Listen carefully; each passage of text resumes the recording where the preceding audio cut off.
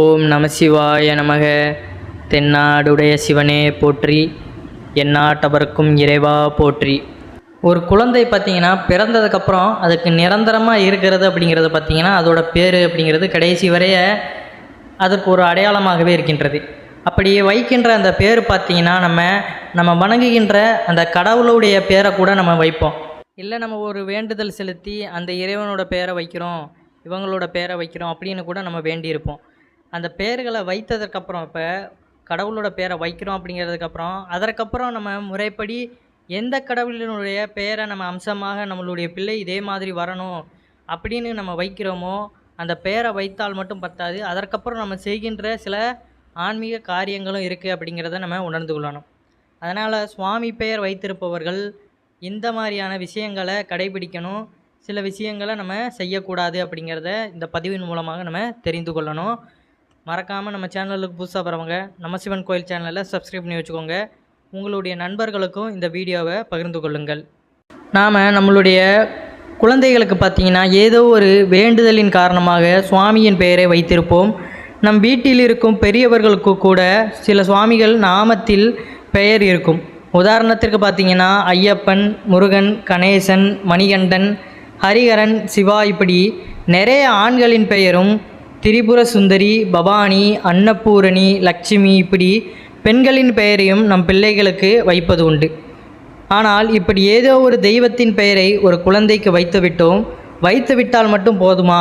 தினம் தினம் அந்த பெயரை சொல்லும்போது நமக்கு புண்ணியம் வந்து சேரும். அதில் இந்த மாற்று கருத்துமே கிடையாது. அதாவது இப்போ பார்த்திங்கன்னா ஒருத்தருக்கு முருகர் பேரையோ ஐயப்பர் பேரையோ வைக்கிறோம். இப்போ நம்ம ஐயப்பன் பேரையுமே நம்ம தினந்தோறும் உச்சரிக்கும் பொழுது அதில் நமக்கு ஒரு நல்ல ஒரு வைப்ரேஷன் உண்டாகும் அப்படிங்கிறத நம்ம உணர்ந்து கொள்ளணும். அதே போல் பார்த்திங்கன்னா அவ்வாறான இப்போ இறைவனோட பெயரை நம்ம உச்சரிக்கும்போது மற்றவர்களை நம்ம எந்த மாதிரி கூப்பிடுவோம், சில நேரங்களில் நம்ம அவர்களை அவதூறாக கூட கூப்பிடுவோம், கேலி கிண்டல் தனமாக அப்படி கூட நம்ம கூப்பிடுவது உண்டு. அந்த நேரத்தில் பார்த்திங்கன்னா நம்ம அந்த பெயரை சொல்லி, அந்த இறைவனுடைய பெயரை சொல்லி நம்ம இவ்வாறு உச்சரிக்கும் பொழுது நம்ம அந்த இறைவனையே கேலி கிண்டல் செய்வதற்கு இது உதாரணமாக மாறிவிடுகிறது. அதனால் இறைவனோட பெயர்களை வைத்திருப்பவர்களை நம்ம எந்த வகையிலையுமே அவதூறான சொற்களில் பேசக்கூடாது அப்படிங்கிறத நம்ம உணர்ந்து கொள்ளணும். அது அவர்களை தாண்டி அந்த இறைவனை சென்றடையும் அப்படிங்கிறதையும் நம்ம இந்த இடத்துல புரிந்து கொள்ளணும். தினம்தோறும் நம்ம வாயார முருகா அப்படின்னு அழைக்கிறோமே, அப்பயே நமக்கு அவருடைய அருளாசி தினம் தினம் கிடைத்து கொண்டு இருக்கிறது அப்படிங்கிறத நம்ம உணர்ந்து கொள்ளணும். அதனால் இவ்வாறான பேர் வைத்திருப்பவர்களை நம்ம தேவையில்லாத சொற்களில் கூறிக்கொண்டு நம்ம அழைக்கக்கூடாது. நல்ல வார்த்தைகளையே பேசிக்கொண்டு அழைக்கும் பொழுது அது நமக்கு நன்மைகளை மட்டும்தான் கொண்டு வந்து சேர்க்கும். இப்போ பார்த்தீங்கன்னா ஹரிஹரன் என்ற பெயரை வைத்திருந்தால் நீங்கள் சனிக்கிழமை தோறும் பெருமாளை வழிபாடு செய்ய வேண்டும். ரொம்ப சின்ன பிள்ளைக்கு ஹரிஹரன் என்ற பெயர் இருக்கும் பட்சத்தில் பார்த்தீங்கன்னா சனிக்கிழமை அவர்களுக்கு பெருமாள் வழிபாடு செய்வதை சொல்லி கொடுங்கள். சனிக்கிழமை என்றால் பெருமாள் கோவிலுக்கு போகணும் இப்படின்னு நல்ல பழக்க வழக்கங்களில் சிறு வயதிலிருந்தே நம்ம கூறிக்கொண்டு வரும் பொழுது அவர்கள் அந்த ஃப்யூச்சரில் நல்லபடியாக வளர்ந்து வருவார்கள் அப்படிங்கிறது தான் நிதர்சனமான உண்மை. ஏன்னா நிறைய விஷயங்கள் பார்த்திங்கன்னா குழந்தைகளுக்கு அடிப்படையாக நம்ம சொல்லி கொடுக்கும் பொழுது தான் ஆணிவேர் மாதிரி சிறு வயதிலே அவர்களுக்கு பதியும் பொழுது அது அவர்களுக்கு தொடர்ச்சியாக அந்த பழக்க வழக்கங்களில் ஈடுபட்டு கொண்டே வருவார்கள். சிறு வயதிலேயே இப்போ சிவபெருமானுடைய பெயர் வைத்திருப்பார்கள், முருகப்பெருமானுடைய பேர், பிள்ளையார் பேர், இப்படி எல்லாருடைய கடவுள்கள் பேரையும் சில பேர் குலசாமிகளுடைய பெயர்களையும் வைப்பார்கள். கருப்பசுவாமி, சுடலை மாடசுவாமி இவ்வாறான பெயர்களையும் வைப்பார்கள். அப்படி வைப்பது மட்டுமே நம்மளுடைய கடமை கிடையாது. அதற்கப்புறம் நம்ம தினந்தோறும் அந்த வழிபாடுகளை செய்வதும் நமக்கு சிறப்பு வாய்ந்ததாக இருக்கும் அப்படிங்கிறத உணர்ந்து கொள்ளுங்கள். ஏன்னா இப்போ ஒரு கடவுளுடைய பேரை நம்ம சூட்டுறோம் அப்படிங்கிற பட்சத்தில் அவருடைய அம்சமாகவே இந்த பிள்ளை வளரணும், எந்த நோய் நொடியும் இருக்கக்கூடாது, அவர் காப்பாற்றணும் அப்படிங்கிற அந்த எண்ணத்தில் நம்ம வைக்கும் பொழுது பார்த்திங்கன்னா அவரை தினந்தோறும் நம்ம பூஜை செய்யும் பொழுது அந்த குழந்தைக்கு அந்த பலனானது கிடைத்து கொண்டே இருக்கும். சிறு குழந்தையாக இருக்கும்போது நாம் அவர்களுக்காக பூஜைகள் செய்வோம். அவர்கள் வளர ஆரம்பித்து விட்டார்கள் என்றால் அவர்களையும் அந்த பூஜைகளில் இறக்கி விடணும். ஆரம்பத்திலே அவர்கள் கற்றுக்கொண்டு விட்டார்கள், ஒரு குழந்தை பருவத்திலிருந்து ஒரு நல்ல ஒரு தெளிவான நிலைக்கு வந்து விட்டார்கள் என்றால் அப்பொழுது நம்ம சொல்லிக் கொடுக்கும்பொழுது அவர்களுக்கு நன்றாக புரிந்துவிடும். அதனால் இவ்வாறான நல்ல நல்ல விஷயங்களை நம்ம குழந்தைகளுக்கு சொல்லி கொடுத்து வந்தாலே அடுத்தடுத்து வளர்கின்ற அந்த சந்ததிகளும் நன்றாக வளரும். கோயிலுக்கு சென்று நம்ம வழிபாடுகளை அந்தந்த தெய்வங்களுக்குரிய கோயில்களுக்கு சென்று நம்ம வழிபட முடியலைனாலும் வீட்டில் விளக்கேற்றி வைத்துவிட்டு அந்த தெய்வத்துடைய அந்த திருநாமத்தை நம்ம உச்சரிக்கலாம். இப்போ உதாரணத்துக்கு பார்த்தீங்கன்னா, சிவபெருமானை நம்ம வழிபடுறோம் அப்படிங்கிற பட்சத்தில் ஓம் நம சிவாய நமக, சிவாய நம, சிவ சிவ இவ்வாறான மந்திரங்களை சொல்லலாம். அவர்களுக்கு ஆன்மீகத்திலே ஒரு ஈடுபாடை நம்ம செலுத்தும் பொழுது அவர்களுடைய வாழ்க்கையானது நல்லபடியாக மாறும். அதுபோல் பெருமாளை வழிபடுறோம் அப்படிங்கிற பட்சத்தில் ஓம் நமோ நாராயணா கோவிந்தா என்ற நாமத்தை சொல்லி பெருமாளை வணங்க வேண்டும் என்று அந்த பிள்ளைக்கு சொல்லி கொடுக்கலாம். நீங்கள் பெரியவர்களாக இருந்தால் இந்த வழிபாட்டை உங்களுடைய வீட்டிலும் மேற்கொள்ளலாம். சிறு குழந்தைகளுக்கு நம்ம சொல்லிக் கொடுத்து அவர்களையும் அந்த பாணியில் பின்பற்றி வருவது மிக சிறப்பான விஷயமாக இருக்கும். சில பேர் பார்த்திங்கன்னா அவர்களுடைய தாத்தா பேர் இல்லை அவர்களுடைய அப்பா பேர் இவ்வாறான பெயர்கள் வைத்திருப்பார்கள். அப்போ பேரை கூட சொல்ல மாட்டாங்க. சில பெண்கள் பார்த்திங்கன்னா அப்படி பேரை கூடி நான் சொல்லக்கூடாது, அவர்கள் பெரியவர்கள் அப்படிங்கிற விதத்தில் கூட அப்படி இருப்பாங்க. அதற்கு காரணம் பார்த்திங்கன்னா அந்த இடத்துல அந்த பெரியவருடைய பெயர் இருக்குது, அந்த மரியாதையின் காரணமாக அந்த பெயரை சொல்லக்கூடாதுன்னு கூட அந்த பெண்கள் பார்த்திங்கன்னா மரியாதை கொடுத்து வருவார்கள். இதே போல தான் பிள்ளையார், முருகர் எந்த தெய்வத்தின் பெயர் உங்களுக்கு சூட்டப்பட்டிருந்தாலும் அந்த தெய்வத்திற்கு உகந்த நாளில் அந்த தெய்வத்தை நினைத்து வீட்டில் விளக்கேற்றி வழிபாடு செய்வது உங்களுக்கு அபரிமிதமான பலன்களை கொடுக்கக்கூடியதாக இருக்கும். சிவபெருமானுடைய பெயரை வைத்திருந்தாலே பிரதோஷத்தன்று சிவ வழிபாடு செய்யணும். அம்பாள் பெயரை வைத்திருந்தால் பௌர்ணமி தினத்தன்று அம்பாளை நினைத்து வீட்டில் ஒரு விளக்கேற்றி பெண்கள் வழிபாடு செய்வது சிறப்பான விஷயமாக இருக்கும். அப்போ சிவபெருமானுடைய பெயரை வைத்திருந்தோம்னா பிரதோஷம் வருத நாளெல்லாம் நம்ம சிவன் கோயிலுக்கு சென்று இல்லை வீட்டிலே விளக்கேற்றி சிவபெருமானை வழிபடுவது மிகுந்த பலனை அளிக்கக்கூடியதாக இருக்கும்.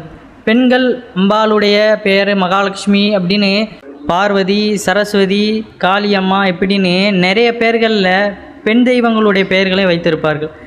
ஒரு வீட்டில் பார்த்திங்கன்னா பெண்கள் மகிழ்ச்சியோடு இருந்தாலே அந்த வீடு செல்வ செழிப்போடு இருக்கும் அப்படிங்கிறது தான் ஐதீகம். அதனால் இவ்வாறான பெண்கள் பெயர் வைத்திருப்பவர்களை நம்ம எந்த வகையிலேயுமே அவதூறாக பேசவும் கூடாது, தேவையில்லாத சொற்களை பயன்படுத்தவும் கூடாது. ஏன்னா அந்த தெய்வத்திற்குரிய பெயரை அவர்கள் வைத்திருக்கும் பொழுது அந்த தெய்வமாகவே அவர்கள் மாறிவிடுகின்றனர். தெய்வத்தின் நினைவாக தெய்வத்தின் பெயரை பிள்ளைகளுக்கு வைப்பது மட்டும் நம்முடைய கடமை அல்ல. பெயரை வைத்துவிட்டு அந்த தெய்வத்தை மறக்காமல் அந்தந்த தெய்வத்திற்கு உண்டான விசேஷ நாட்கள் வரும் பொழுது நாம் வழிபாடு செய்ய வேண்டும் என்பதும், அப்போது தான் நமக்கு உண்டான பலனை முழுமையாக நம்ம பெற முடியும் அப்படிங்கிறது ஆன்மீகத்தில் குறிப்பிடப்பட்டுள்ள ஒன்று. தெய்வங்களுடைய பெயரை நம்ம வைக்கும்போது பார்த்திங்கன்னா அந்தந்த கிழமைகளை அந்த தெய்வத்தை வணங்காமல் போய்விட்டால் ஏதாவது பெரிய தெய்வம் குத்தாகி விடுமோ என்றெல்லாம் பயப்பட வேண்டாம். அப்படியெல்லாம் எதுவும் நடக்காது. தெய்வத்தின் பெயரை உங்களுடைய பிள்ளைகளுக்கு வைத்திருந்தும் அவர்கள் இன்னல்களில் சிக்கி வாழ்க்கையில் கஷ்டப்படுகிறார்கள் எனும் பொழுது இந்த ஆன்மீகம் சார்ந்த வழிபாடு அவர்கள் கஷ்டத்திலிருந்து ஏதாவது ஒரு வகையில் விடிவு காலத்தை காட்டும். இப்போ பார்த்தீங்கன்னா பொதுவாக எல்லாருக்குமே இப்போ உள்ள காலத்தில் கஷ்டம், நோய் நொடி அப்படிங்கிறது இருக்குது. பெரும்பாலும் வாழ்க்கையில் நமக்கு ஒரே ஒரு செல்வம் அப்படிங்கிறது தான் மிகவும் முக்கியமானது. அது பணம் கிடையாது, நோயில்லா வாழ்க்கை தான். அந்த நோயில்லா செல்வத்தை தான் நம்ம இந்த உலகத்தில் முதல்ல நாடணுமே தவிர, பணம் எல்லாம் இருந்துமே நிறைய பேர் அந்த நோயின் காரணமாக கூட அதை அனுபவிக்க முடியாமல் இருக்காங்க. அப்போ அவர்கள் பார்த்திங்கன்னா அந்த வேலை உழைப்பு அப்படிங்கிறதுலே போயிடுவாங்க. ஆன்மீகத்தில் எதுவும் ஈடுபட மாட்டாங்க. இறைவனுடைய அந்த அனுக்கிரகமும் கிடைக்காது. அப்போ நம்மளும் அதே போல் இருக்கக்கூடாது. இறை வழிபாட்டிற்குள்ளே நம்ம மேலோங்கி இருக்கும்பொழுது பார்த்திங்கன்னா நம்ம வாழ்க்கை முறை அப்படிங்கிறது தலைத்து போகும் அப்படிங்கிறதான் ஐதீகம். அதனால் கஷ்டம் வரும்பொழுது பார்த்திங்கன்னா இவ்வாறான ஆன்மீகம் சார்ந்த பதிவுகளை நீங்கள் பார்த்து அந்தந்த பரிகாரத்துக்கு என்ன செய்யணுமோ அதை செய்து அந்த பலன்களை நீங்கள் பெறலாம். அதனால் வாழ்க்கையில் பணம் மட்டும்தான் நமக்கு எல்லாமே அப்படிங்கிற அந்த இதை தவிர்த்து அதை தாண்டியும் ஒரு விஷயம் இருக்குது அப்படிங்கிறத நம்ம உணர்ந்து கொள்ளணும். சிறு வயதிலிருந்தே நாம் தான் பழகலை, இறைவனை வழிபாடு செய்யலை அப்படிங்கிற பட்சத்தில் குழந்தைகளுக்காவது அந்த பக்குவத்தை நம்ம ஏற்படுத்தி கொண்டு அவர்களுக்கு அதை பழகும்பொழுது பார்த்திங்கன்னா அவர்களுடைய வாழ்க்கை எதிர்காலம் அப்படிங்கிறது நல்லபடியாக வரும்.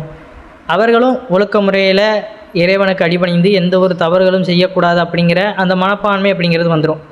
ஏன்னா இறைவனை வழிபடுறோம் அப்படிங்கிற பட்சத்தில் ஒரு மனிதன் எந்த ஒரு தவறுமே செய்யக்கூடாது அப்படிங்கிறது தான் ஐதீகமாக இருக்கும்.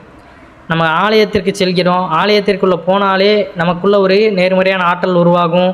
ஆலயத்திற்குள்ளே எந்த தவறுமே செய்யக்கூடாது, இறைவன் இருக்கிறார் அப்படிங்கிறத நம்ம உணர்வோம்.